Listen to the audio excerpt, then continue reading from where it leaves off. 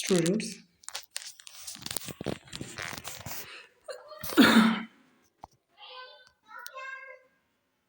exercise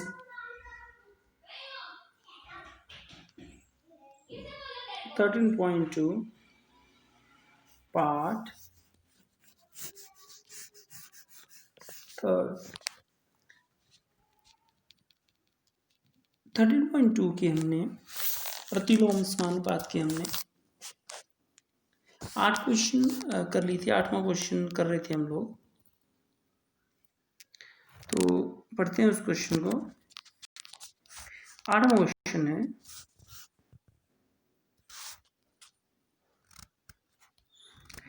एक factory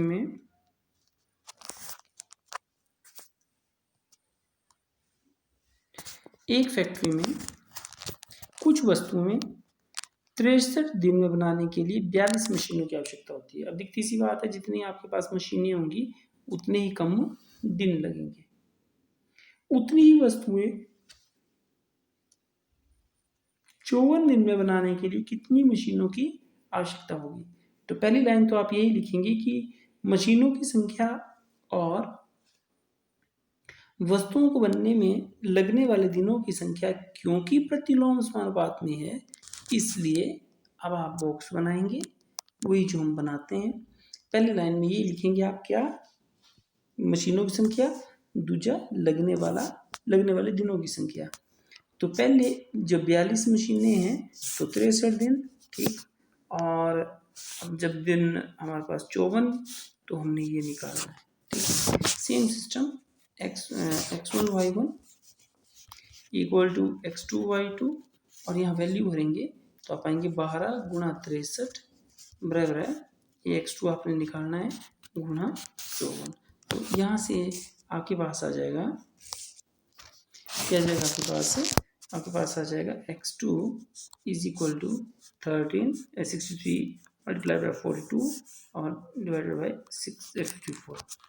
तो देखिए 9 से 9 6 के 54, 9 7 63, 6 से 7 6 के 42 और ये कितना आ गया 49 है। तो कितनी मशीनों की आवश्यकता होगी, तो मशीनों की आवश्यकता 49, ठीक है। नेक्स्ट क्वेश्चन है,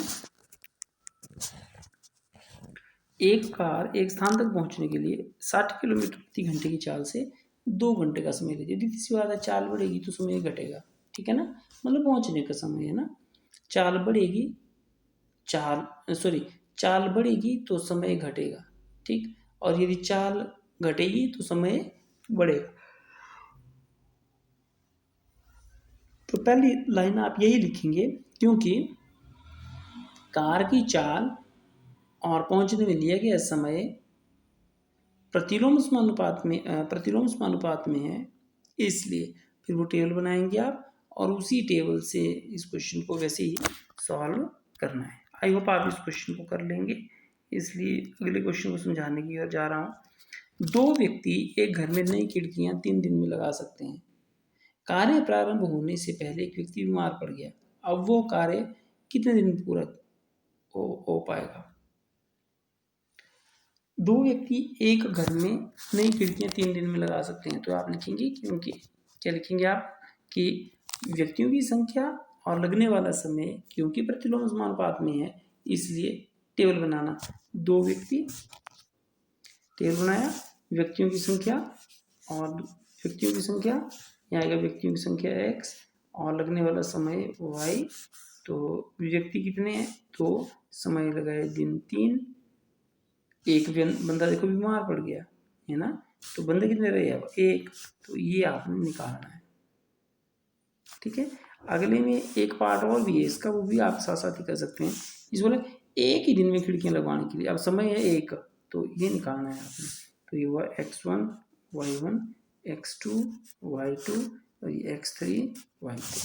तो पहला पार्ट आप बोलेंगे, क्योंकि ये प्रतिलोम समानुपात का केस है, इसलिए x1 y1 बराबर है x2 y2, ठीक है। तो यहाँ आ जाएगा आपके पास x1 y1 बराबर है x2 y2। वैल्यूज़ भरेंगे। बंदे 2 लगने वाला समय 3 बराबर है बंदा 1 तो लगने वाला समय कितना होगा ये निकालना है आपने। तो y2 आ जाएगा 2 मल्टीप्लाइड बाई 3 इक्वल टू 6 दिन। हो गया एक पार्ट। अब सेकंड पार्ट के लिए यहाँ लिखनी है लाइन नीचे है ना कि एक व्यक्ति द्वारा खिड़की लगाने में लगने वाले दिनों की संख्या बराबर है 6। सेकंड पार्ट फिर वही x1 y1 बराबर है x3 y3। क्यों ऐसा? क्योंकि ये प्रतिलोम समानुपात का केस है। तो वैल्यूज भरेंगे। 2 बंदे थे 3 दिन लगे। ठीक है। अब बंदों की संख्या उन्हें निकालनी है, दिन 1 है तो x3 आ जाएगा 6। ठीक है। तो 6 व्यक्ति हों यदि तो वो कार्य एक दिन में खत्म हो जाएगा। तो जो नेक्स्ट क्वेश्चन है बेटा इसी के इसी स्कूल में 45 दिन अवधि के 8 कालांश होते हैं। ठीक है ना। इस चीज़ को थोड़ा समझने की कोशिश करेंगे। जैसे हमारे विद्यालय में होता है बेटा कि 45 मिनट्स का पीरियड होता है। तो आपके जैसे हमारे जो स्कूल में होते हैं वो होते हैं 35 मिनट का पीरियड। तो 35 मिनट का पीरियड होता है इसलिए हमारे 9 पीरियड लगते हैं ना। ठीक है। ये कोई स्कूल है जहाँ 45 मिनट के पीरियड रखे हुए हैं तो 8 पीरियड लगते हैं टोटल। ये कल्पना करते हुए कि स्कूल कार्य में उतना ही समय लगा हो तो यदि स्कूल में बराबर अवधि के 9 कालांश हो तो प्रत्येक कालांश कितने समय का होगा? तो आप बोलेंगे कि क्योंकि कालांशों की संख्या और कालांशों की अवधि, एक बार फिर से, क्योंकि कालांशों का समय और कालांशों